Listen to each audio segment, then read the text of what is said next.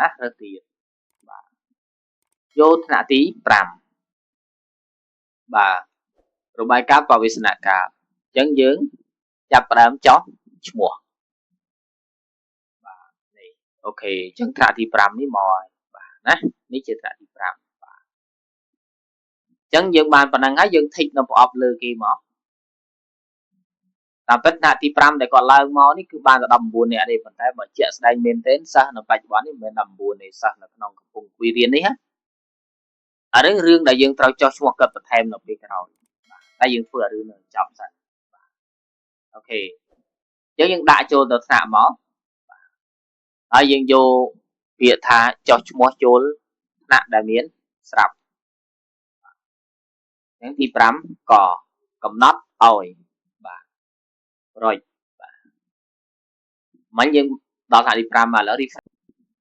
បាទជំរាបសួរអ្នកនរគ្នាសួស្តីអ្នកនរគ្នាយើងវិលមកជួបគ្នាសាច់ជាថ្មីម្ដងទៀតហើយនៅលើ channel បាទគង់សុផាន់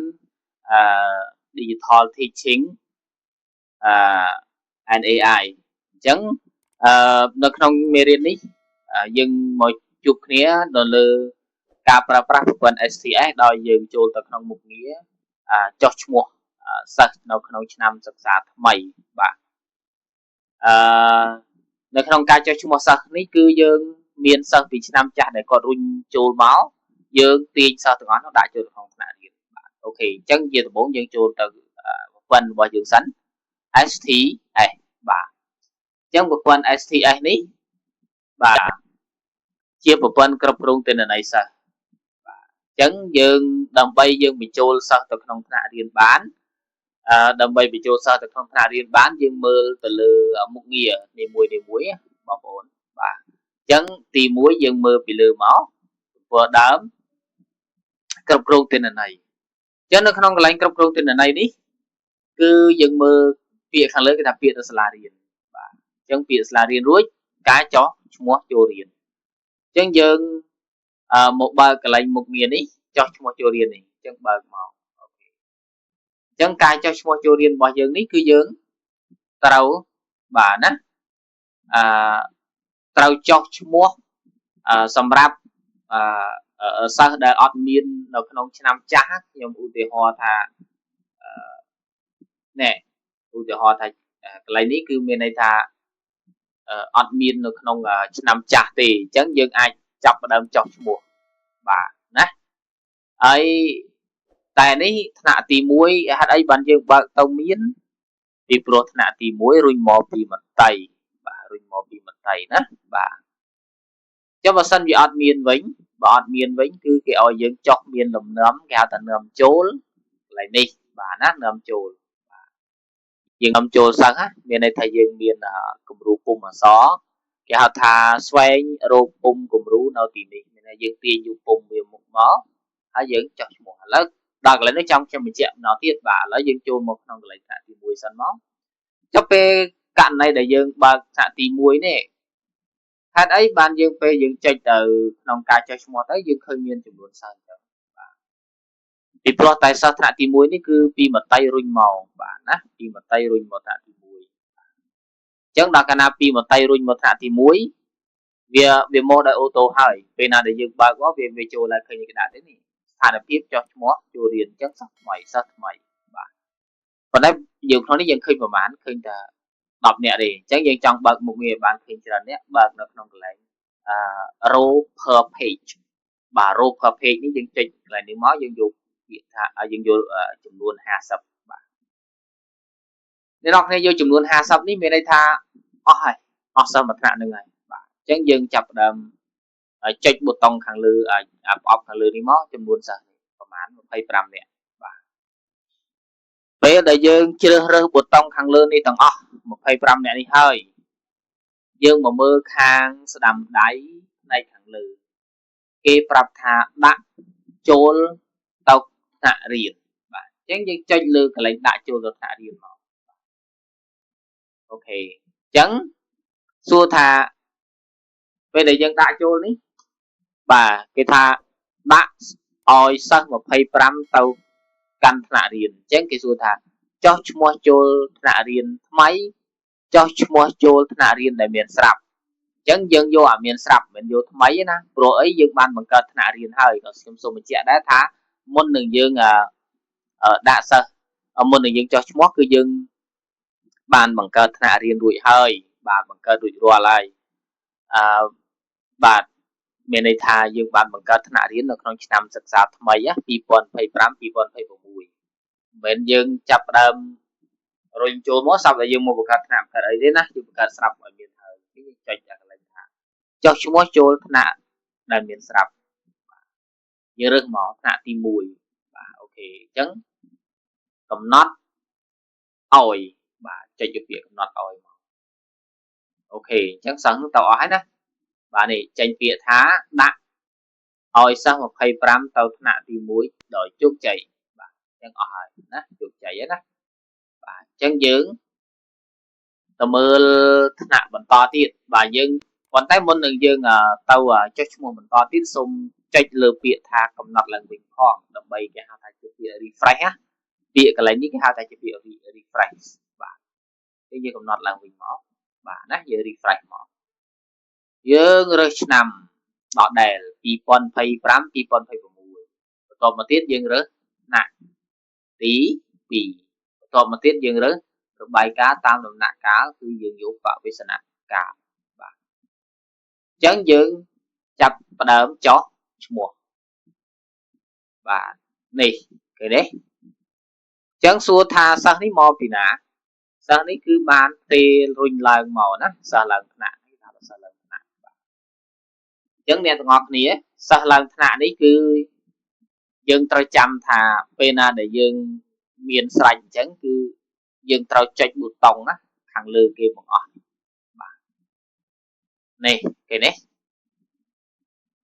បានជ្រើសរើស25អញ្ចឹងយើងមានន័យថាប៊ូតុងហ្នឹងគឺយើងចុចទៅបាទបន្តមកទៀតយើងនឹងឃើញខាង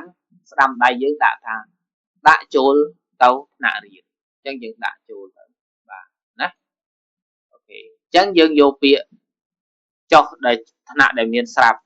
បាទអញ្ចឹងរើសមកថ្នាក់ទី2បាទកំណត់ឲ្យបាទចាប់ដើមណាកំណត់ឲ្យទៅហើយនេះជោគជ័យបាទណា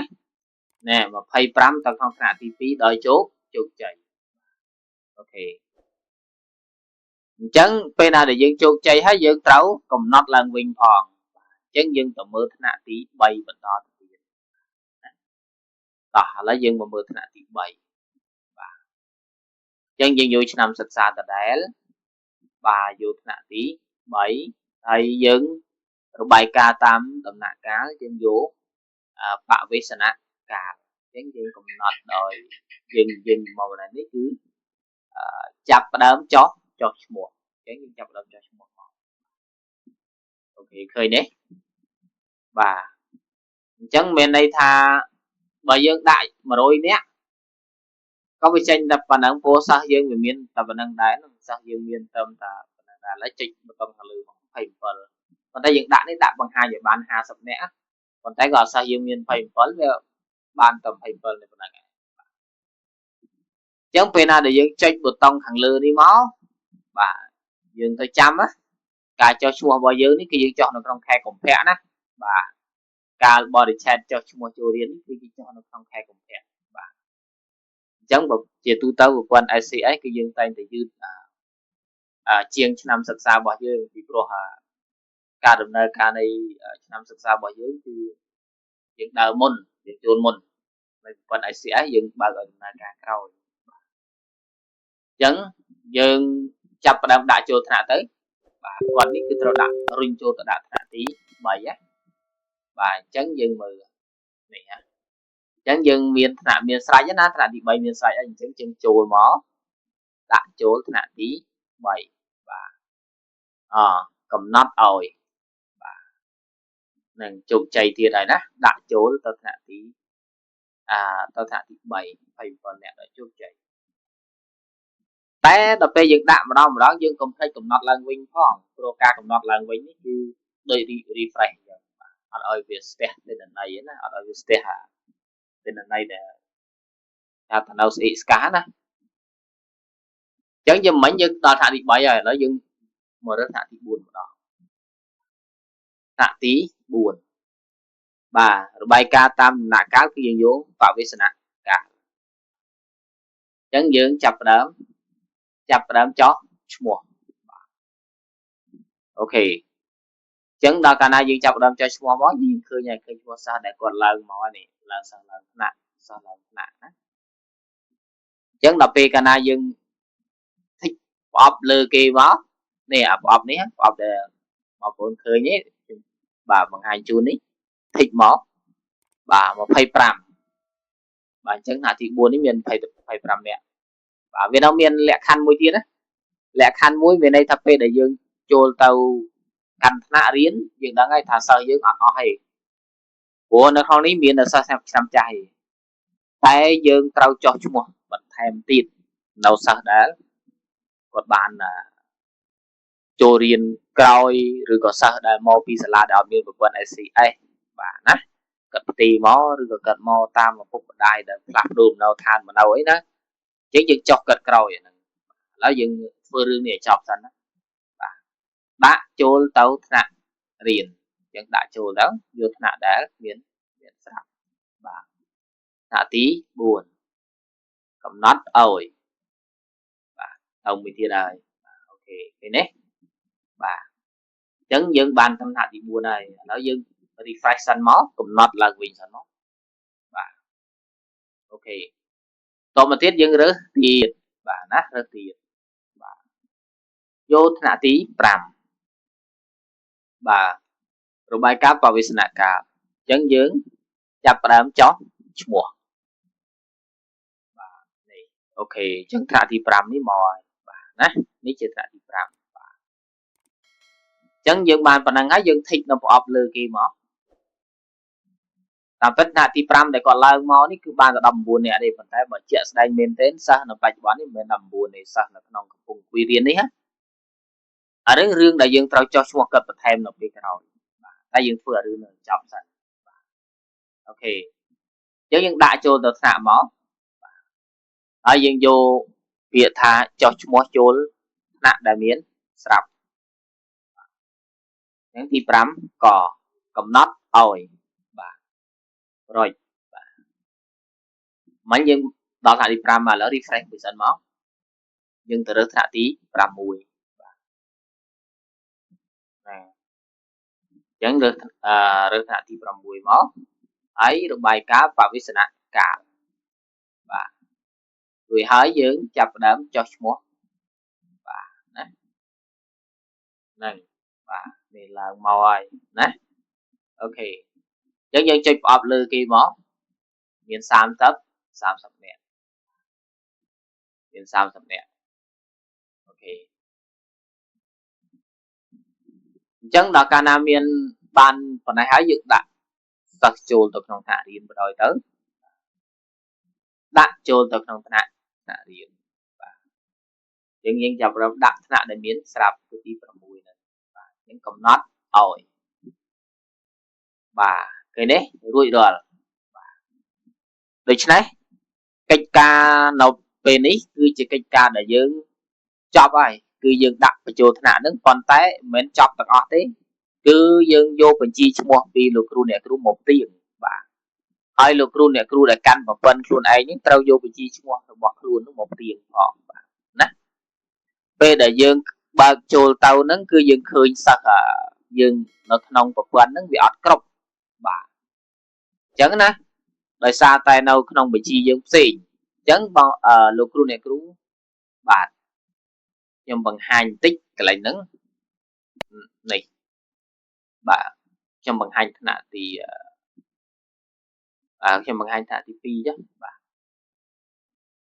អញ្ចឹងយើងទៅពេលយើងចោះឈ្មោះយើងបើកអញ្ចឹងមកបាទសួរថាពេលនេះមានទេអត់ទេណាអញ្ចឹងយើងមានជំរើស2ណាជំរើសទី1គឺយើងចុចបន្ថែមថ្មីបន្ថែមថ្មីកន្លែងនេះបាទយើងបន្ថែមអីបន្ថែមថ្មីគឺបន្ថែមសិស្សណាបាទអញ្ចឹងយើងចុចសញ្ញាបូកនេះមកណែសិស្សថ្មីសិស្សមានលេខកូដបាទបើសិស្សនោះផ្ទេរមកពីសាលាដែលមាន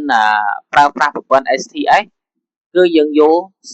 ច្បាស់ជាសិស្សនោះគាត់មានលេខកូដមកជាមួយនឹង luôn một quạt sai rồi và chẳngប្រសិនបើសិស្សនឹងមកពីសាលាអត់មាន SCS ទេយើងចុះឈ្មោះគាត់ជាសិស្សថ្មីបាទណានៅខាងលើនេះអញ្ចឹងចាំដល់ដំណាក់វីដេអូក្រោយបាទវីដេអូក្រោយខ្ញុំនឹងធ្វើបង្ហាញអឺលោកស្រីតាក់ទងជាមួយនឹងរបៀបដែលយើងចុះឈ្មោះសិស្សថ្មីបាទណារបៀបដែលយើងចុះឈ្មោះសិស្សថ្មីអញ្ចឹងខ្ញុំមើលក្នុងនេះអស់សិនបង្ហាញជូនមួយទៀតដែលទម្រង់របស់លោកគ្រូអ្នកគ្រូត្រូវចាំណាបាទគឺយើងចូលមកមើលខ្ញុំចូលមើលសិនបាទចូលមើលលើឈ្មោះគ្រូសិនបាទឈ្មោះអ្នកប្រើប្រាស់បាទអញ្ចឹងយើងខ្ញុំចូលមកថ្នាក់រៀនសិនបាទថ្នាក់រៀនរបស់យើងមានអញ្ចឹងឥឡូវយើងចាប់ផ្ដើមចូលទៅក្នុងថ្នាក់មួយយើងចុចមើលសិស្សទាំងអស់គ្នាបាទនេះបាទអញ្ចឹងថ្នាក់ទី1ហ្នឹងយើងដាក់បង្ហាញទៅមកឲ្យបាន50នាក់អូខេហ្នឹងមានថ្នាក់ទី1ណាថ្នាក់ទី1គឺមានសិស្សហើយអញ្ចឹងចង់ដឹងចំនួនសិស្សប្រហែលយើងចុចទៅនេះមក25បាទអញ្ចឹងបញ្ជីឈ្មោះដែលលោកគ្រូអ្នកគ្រូដែលគាត់ត្រូវយកមកផ្ទៀងហ្នឹងគឺមានន័យថាយើងមើលថាតើសិស្សណាដែលអត់ទៅមានឈ្មោះយើងចុះថ្មីបាទយើងចុះថ្មីបែបហ្នឹងណាបាទគឺបែបហ្នឹងអញ្ចឹងយើងមើលគំរូបែបហ្នឹងរហូតដល់អស់ថ្នាក់ទី1ដល់ទី6បាទមើលតទៅអស់បាទហើយខ្ញុំសូមបញ្ជាក់ជូនថានៅក្នុងការចុះឈ្មោះថ្មីអ្នកកាន់ប្រព័ន្ធឬក៏នាយកឬក៏អ្នកកាន់ប្រព័ន្ធមន្ត្រី ICT ឬក៏នាយករោងអ្នកកាន់ប្រព័ន្ធគឺអាចមានសិទ្ធិចុះឈ្មោះទាំងអស់ហើយលោកគ្រូអ្នកគ្រូតាមថ្នាក់របស់ខ្លួនក៏មានសិទ្ធិចុះឈ្មោះដែរបាទមានសិទ្ធិចុះឈ្មោះថ្មីដែរបាទប៉ុន្តែក្នុងលក្ខខណ្ឌមួយបាទត្រូវផ្ទៀងផ្ទាត់ឲ្យបានច្បាស់លាស់កែណូសិស្សហ្នឹងគឺវានៅក្នុងឆ្នាំសិក្សាចាស់ហ្នឹងយើងអត់បានទៅទាញវាមកដោយសារករណីមួយចំនួនដែលលោកគ្រូអ្នកគ្រូគិតថាវាសិស្សគាត់មកប្រឡងហើយប៉ុន្តែស្រាប់តែយើងផ្លេចខ្លួនឯងថាសិស្សនឹងបាទណាគាត់នៅតែត្រួតថ្នាក់ណាតាមពិតគាត់ប្រឡងជាប់អីចឹងហើយណាតែយើងអាចផ្លេចមានដែរណាមានករណីផ្លេចដែរបាទអូខេអញ្ចឹងក្នុងវីដេអូមួយនេះគឺខ្ញុំជូនតែប៉ុណ្្នឹងទេហើយនៅវីដេអូក្រោយគឺខ្ញុំបង្ហាញអំពីការផ្ទេរសិស្សហើយនឹងការចុះឈ្មោះសិស្សថ្មីបាទអរគុណច្រើនបាទជំរាបលាតែសម្រាប់បងប្អូនដែលថ្មីកំពុងតែតាមដានទស្សនានៅលើ Channel ពងសុផិន Digital Teaching and AI នេះសូមកុំភ្លេចចុច Subscribe ដាក់សញ្ញាកណ្ដឹងមួយដើម្បីទទួលបានមេរៀនថ្មីរាល់ពេលដែលបានបង្ហោះចូលទៅក្នុង Channel ទៅលើ Channel នេះបាទអរគុណច្រើនបាទជំរាបលាជួបគ្នានៅវីដេអូបន្ទាប់